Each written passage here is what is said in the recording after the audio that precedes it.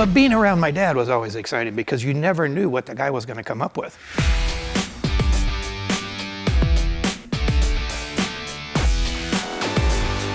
The first one he ran was with Danny and and they worked with Bill Strop. And he drove one of Bill Strop's pickup trucks, and it had a V6 in it. And I think what he enjoyed most about it is basically there were no rules.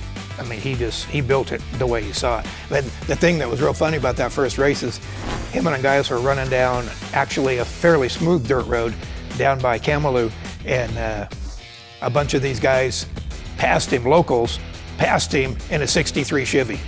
Their 63 Chevy would go faster than that V6 Strop truck. So my dad said, that's it, I'm building my own car from now on.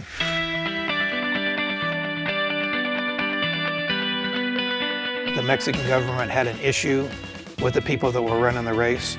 And so then I think it didn't come back for a year or 2 years, and then my dad decided that he would try to go down there, and he got to the Mexican officials and started talking to them, and then took it over and started SCORE at the same time.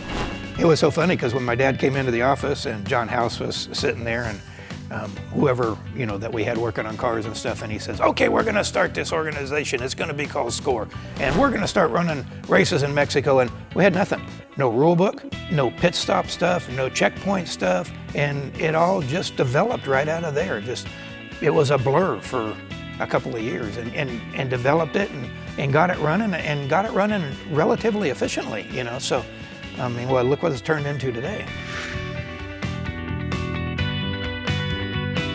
Working for my dad was very, very frustrating because you're making these parts that nobody's made before. They're being invented.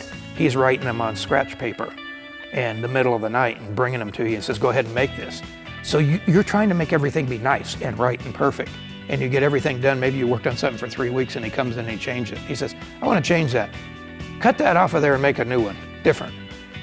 And I worked for Dan Gurney too, and Dan was the exact same way.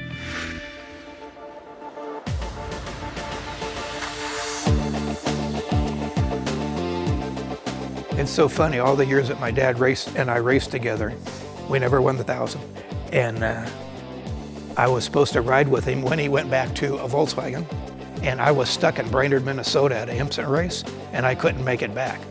And he had Terry Smith drive with him, and they won the 1,000. And it was crushing to me that I didn't get to win it with him, but that's certainly one of the more happy times I ever saw him, trying so many years.